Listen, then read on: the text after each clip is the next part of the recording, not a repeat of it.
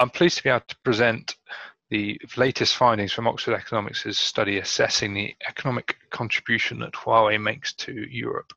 Now, this is an update study for a report commissioned first of all in 2019 that explored the impact of Huawei in 2018. But this year, so in 2020, we're looking at Huawei's footprint in Europe in 2019. Before getting into the numbers and really sort of reporting the results of the study, it's first of all important to think about how do we explore economic footprint.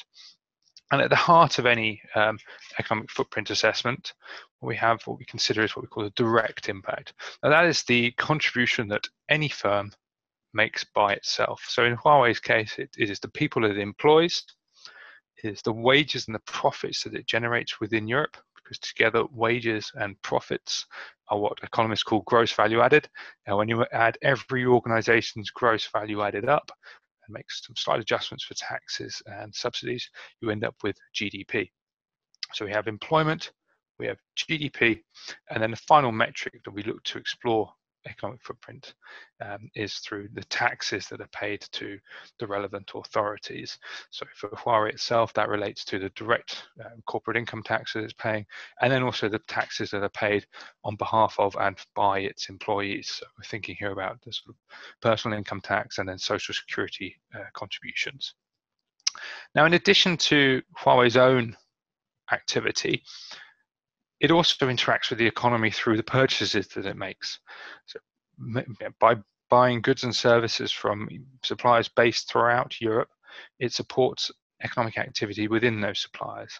It enables them to employ people, it enables them to make profits and to pay wages and to pay taxes. So they're employing people, they're generating GDP, and they're supporting government revenues. They're also doing something else, which is they are then relying on their own suppliers to provide the inputs they need in order to provide the goods and services that Huawei is buying from them. And in turn, their suppliers, and their suppliers, and so on are all being stimulated into activity because of Huawei's initial purchase. So what we do is we trace how the spending that Huawei makes ripples through various industries across the European economy, and what does that, and calculate what that means in terms of how GDP is generated, how employment is supported, and the taxes that are raised as well. Now, I've mentioned twice that we're supporting jobs, measuring the jobs that Huawei are supporting, both through its own employment and then through its supply chain. And that represents a third channel of impact that we consider when we're looking at an economic footprint assessment. And that's what we call the induced or the consumer spending effect. So in return for their efforts, these employees and these workers will be paid wages and paid salaries, and they'll be using these salaries to fund their own sort of household expenditure. So purchases of consumer goods and services that are bought from throughout the European economy from a variety of different industries. And in much the same way as Huawei's own purchases, the spending that these consumers make supports activity in the providers of those goods and services, and also supports activity within those providers' own supply chains. And again, we map that out across the European economy, looking at it industry by industry and country by country. And we can translate that activity into additional GDP, jobs that are supported, and also tax revenues for governments. So we have three core channels of impact. We have the direct impact, which is Huawei itself. We have the indirect supply chain impact, and we have the final induced consumer spending impact. When we take those three together, we have what we call our economic footprint for Huawei. And again, it's measured in terms of contribution to GDP, the employment that's supported, and the tax revenues that are raised. However, some companies, such as Huawei, also have a fourth channel of impact. And that's what we call a catalytic impact. So this recognizes that some firms, which includes Huawei's, the activity that they undertake and the services they provide can have a wider effect that boosts activity elsewhere in the economy beyond its supply chain and beyond the spending of its consumers. And this can take the form of, for example, training or research and development spillovers, and they generate broader benefits for governments, consumers, and society as a whole. So within our study, we highlight the R&D that Huawei undertakes and how that generates greater productivity for the rest of the European economy. Now moving on to the numbers themselves. So what we found in 2019 is that Huawei's direct operations continue to grow within Europe. So we estimate that in 2019, the company contributed around 2.8 billion euros to Europe's GDP. And this is a significant increase over the past 5 years. Indeed, we see that on an annual basis since 2015, the direct contribution that Huawei has made to Europe's GDP has increased by 11.4% per year in real terms. In 2019, we also found that the company supported employed 13,800 people, and that's almost 30% more than in 2015. And in tax revenue terms, it paid 1.6 billion euros in direct tax payments, and that's around 400 million more than in 2015 again. So it's very much a story of strong growth for the company as a whole. And it's also a story of strong growth for the spending that it engages with European suppliers. So we estimate that between 2015 and 2019, Huawei spent almost 31 billion euros with European suppliers. This is spending both triggered by the local operations of Huawei's businesses within Europe and also from its worldwide operations too. And of that almost 31 billion, actually 30% of that occurred in 2019. So we're seeing a significant ramp up in terms of the amount of spending that's occurring with European suppliers over time.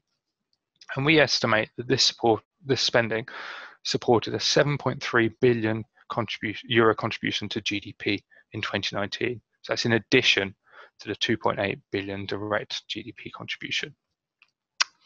And again, there's significant growth since 2015. So we see it's actually more than doubled, in terms of the level of contribution that is being made through Huawei's supply chain compared to 2015. And this activity is estimated to have supported over 112,000 jobs and a further 2.5 billion euro in tax payments for governments throughout Europe. The third channel of impact, as I mentioned, is the consumer spending that takes place because of people being employed directly or indirectly by Huawei's presence in Europe. And as we've seen, there's over 125,000 jobs in Europe that were people were directly employed within Huawei or were employed within its supply chain in 2019. And we estimate that the spending of these individuals supported a further 6.3 billion euro contribution to GDP, over 98,500 jobs, and a further 2.5 billion euro in tax payments for governments throughout Europe. So when we bring all of those three channels of impact together, we have the direct impact, we have the indirect impact, and we have the induced impact, we get a picture of Huawei's total contribution to Europe's economy. So what does that mean? Well, in total, we see that the company contributed an estimated 16.4 billion euros to Europe's GDP in 2019. And that's a significant increase on the previous 5 years, where in 2015, its contribution amounted to about 8.1 billion euros. Again, that's measured in 2019 prices, so it's adjusting for inflation. Or put another way, when we look at it in annual terms, the growth has been 19% per year between 2015 and 2019. In employment terms, we see that the company supported over 224,000 jobs in 2019. And again, this is significantly increased since 2015 at a rate of about 17% per year.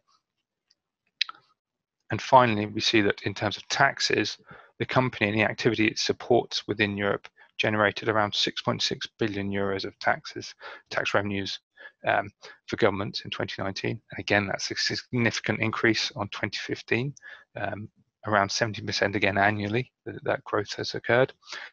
And to put the figure of 6.6 billion into context, we estimate that equates to the average salaries of around 151,000 teachers across Europe in a single year. But as I mentioned, Huawei's contribution extends far wider than its economic footprint. We need to think also about the activity that it undertakes, in particular the R&D that it invests in. So in 2018-2019, Huawei was estimated to be the 5th largest investor in R&D globally. And since 2010, The company's invested over $1 billion US in R&D across its 23 European research sites and partnered with hundreds of universities throughout Europe and other institutions undertaking various pieces of research. Indeed, when we look at 2019 by itself, we actually find that Huawei is the company that's made the most patent applications to the European Patent Office in that year. And why do we focus on R&D? Well, R&D is important for an economy because not only does it deliver benefits for the company undertaking the R&D through improved products or greater efficiencies that ultimately improves a company's profitability, but it also spills over into the rest of the economy. For example, consumers using the latest products and latest services may become more efficient and in turn increase their productivity. Alternatively, by developing new practices, companies such as Huawei can talk to their suppliers and improve their suppliers' productivity too. So what we see is when you undertake R&D, you actually deliver a far wider productivity benefit to an economy than just retaining all of that productivity boost internally within the company itself. And that productivity boost is important for an economy as a whole, because what we see is actually the long-term productivity, long-term growth really is underlined and driven by productivity improvements. So by investing in R&D in Europe, Huawei is helping Europe to secure its longer-term growth. Thank you very much for your time, and we strongly encourage you to read the rest of the report online. Thank you.